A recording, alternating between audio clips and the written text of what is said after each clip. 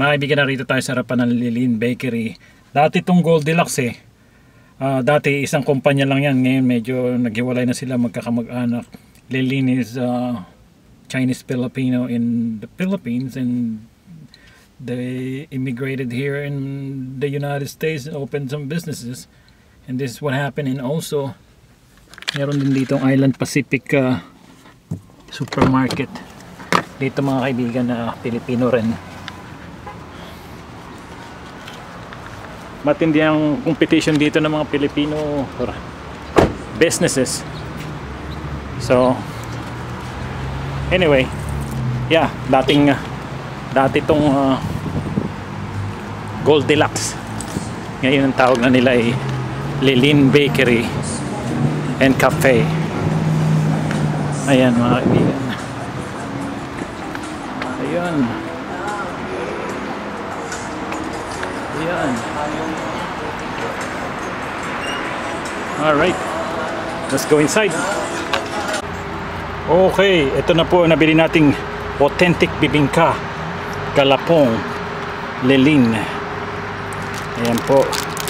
Oh, may keso sa ibabaw. Ayan po. Oh, may keso. Wow, look good.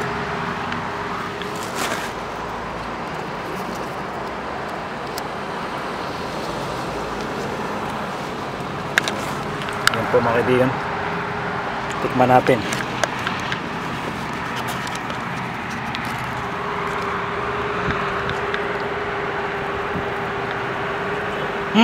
My God. Up. May init-init pa.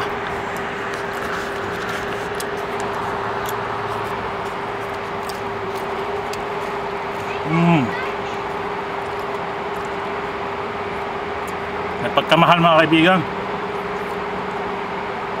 Dahil yung pwesto ng Lilin na yon, palagi ko mahal ang upa ron dahil prime property yun eh.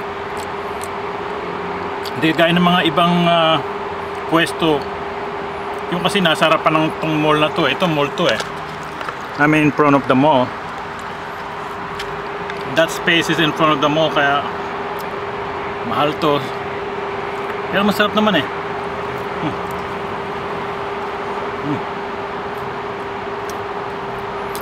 May itlog na maalat, may keso sa ibabaw. Woo! The best mga kaibigan.